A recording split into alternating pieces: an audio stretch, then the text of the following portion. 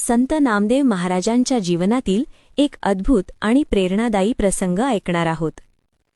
एकदा काय झालं, संत ज्ञानेश्वर महाराज आणि संत नामदेव महाराज एकदा एकत्र तीर्थयात्रेला निघाले। वाराणसी, गया, प्रयाग अशी अनेक तीर्थक्षेत्रे फिरत ते शेवटी आवंढ्या नागनाथ या ठिकाणी आले।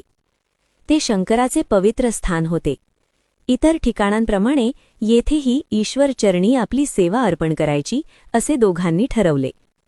महादेवाला वंदन करून संत नामदेव महाराजांनी कीर्तन सुरू केले। कीर्तन ऐकण्यासाठी अनेक लोक जमले। सारे जण भक्तीमध्ये तल्लीन झाले। इतक्यात अचानक लोकांचा गोंधळ उडाला। दारातून काही विरोधक आत आहे। ते रागाने म्हणाले, हा कैलासपती उमारमण आहे, यांना हरिकीर्तन प्रिय नाही। तुम्ही पंढरपुरात जा आणि तिथे भले कीर्तन करा। हे ऐकून श्रोते म्हणाले, विठ्ठल काय आणि शंकर काय, या दोघांत भेद नाही। शंकरासमोर कीर्तन करू नये असे कुठे लिहिले आहे? हे ऐकून विरोधक आणखी चिडले। ते धमकी देत म्हणाले, तुम्ही इथून निघून जा, नाहीतर मार खाल। तरीही कोणीही हल्ले नाही। मग विरोधकांनी ठरवले की नामदेव महाराजांनाच इथून हटवायचे। ते नामदेव महाराजांना म्हणाले, तुझ्या कीर्तनामुळे देवळाचा रस्ता अडतोय, तू देवळाच्या मागे जाऊन कीर्तन कर।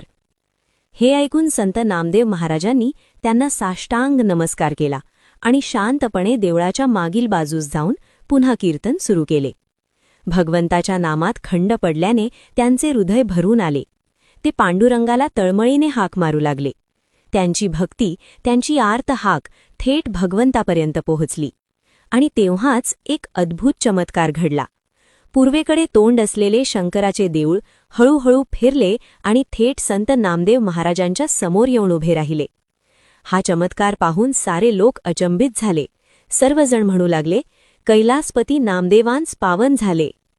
थोड्याच वेळात शंकराची पूजा करून विरोधक बाहेर आले आणि पाहतात तो काय की कीर्तन पुन्हा समोरच सुरू होते। तेव्हा त्यांना सत्य कळले। भगवंताने स्वतः साक्ष देऊन आपला खरा भक्त कोण आहे हे दाखवून दिले होते। लज्जित झालेले विरोधक नम्रतेने कीर्तनास बसले।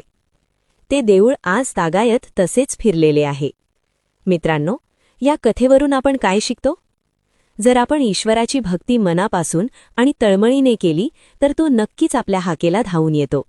ईश्वराला आपला खरा भक्त कोण हे सांगावे लागत नाही, तो स्वतःच ओळखतो आणि भक्ताचे सदैव रक्षण करतो।